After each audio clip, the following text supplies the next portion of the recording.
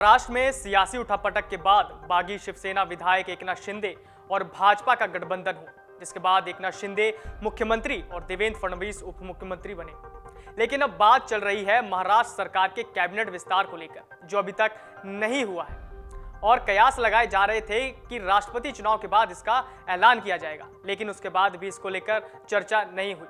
लेकिन अब खबर आ रही है कि भाजपा और शिंदे गुट में कैबिनेट विस्तार को लेकर सहमति बन गई है। वहीं दूसरी तरफ विपक्षी खेमा अभी तक मंत्रिमंडल विस्तार न होने के कारण सरकार पर निशाना साध रहा है, जिसको लेकर राष्ट्रवादी कांग्रेस प्रमुख शरद पवार ने शिंदे सरकार पर जमकर निशाना साधा है। राष्ट्रवादी कांग्रेस पार्टी के अध्यक्ष शरद पवार ने शुक्रवार को महाराष्ट्र के मुख्यमंत्री एकनाथ शिंदे और उप मुख्यमंत्री देवेंद्र फडणवीस की सरकार पर निशाना साधते हुए कहा कि राज्य में बाढ़ के हालात हैं, लेकिन मंत्रिमंडल विस्तार का कोई संकेत नहीं है। उन्होंने कहा कि मुख्यमंत्री शिंदे को विपक्षी नेताओं द्वारा प्रभावित इलाकों के किए जा रहे दौरे को देखना चाहिए और सीखना चाहिए ताकि लोगों को राहत मिल सके।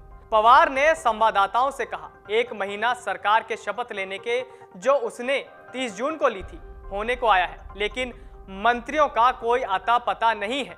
राज्य में बाढ़ की स्थिति है और किसान मुश्किल में है। ऐसी स्थिति में काम करने के लिए मंत्रियों की टीम जरूरी है, उन्होंने कहा। लेकिन मुख्यमंत्री और उप मुख्यमंत्री को भरोसा है कि वो अकेले सरकार चला लेंगे, इसलिए अब तक मंत्रिमंडल विस्तार का कोई संकेत नहीं है। विपक्षी नेताओं द्वारा प्रभावित इलाकों के दौरे के बारे में पवार ने कहा कि मुख्यमंत्री को इन दौरों पर गौर करना चाहिए और सीखना चाहिए, क्योंकि ये दौरे बधाई देने के लिए नहीं हैं, बल्कि लोगों की परेशानी को समझने के लिए हैं। पवार ने कहा, आप विरोधाभास को देख सकते हैं, मुख्यमंत्री को इससे कुछ सीखना चाहिए। मौजूदा सरकार की स्थिरता के बारे में पूछे जाने पर एनसीपी अध्यक्ष ने कहा कि वो ज्योतिष नहीं है जो इस विषय पर पूर्वानुमान लगाएं, लेकिन जब भी चुनाव होंगे पार्टी उसके लिए तैयार है। पवार ने कहा कि जब लोग मतदान करेंगे तब दृश्य अलग होगा। उन्होंने कहा कि पार्टी नई सरकार के कामकाज पर करीबी से नजर रखेगी। एनसीपी प्रमुख ने चिंता व्यक्त करते हुए कहा कि अगर अन्य पिछड़ा वर्ग को कायम नहीं रखा गया तो सत्ता और प्रशासन से ओबीसी को वंचित किया जा सकता है।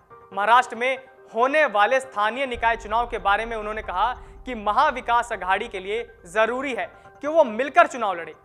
एमवीए में उद्धव ठाकरे के नेतृत्व वाली शिवसेना, एनसीपी और कांग्रेस शामिल है। पवार ने कहा, अगर गठबंधन होता है तो अच्छा होगा। अगर मंत्रिमंडल विस्तार की बात की जाए तो सूत्रों के मुताबिक शिंदे गुट की तरफ से 20 मंत्री पद की मांग की गई थी, जिसके बाद 15 से 17 मंत्री पद पर बीजेपी का शीर्ष नेतृत्व राजी हो गया है। एकनाथ शिंदे शुक्रवार से 3 दिनों के महाराष्ट्र दौरे पर चले गए हैं, जिसके बाद वो दिल्ली जाएंगे और मंत्रिमंडल के विस्तार की तारीख पर मुहर लगेगी।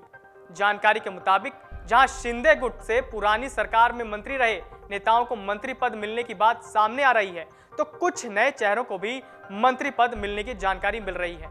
वहीं जिन विधायकों को मंत्री पद नहीं मिलेगा उन्हें महामंडल में चेयरमैन का पद दिया जाएगा। संभव है कि 1 अगस्त के बाद मंत्रिमंडल विस्तार की तारीख का पता चल जाएगा। डाउनलोड करें अमर उजाला ऐप और पाएं खबरें लगातार।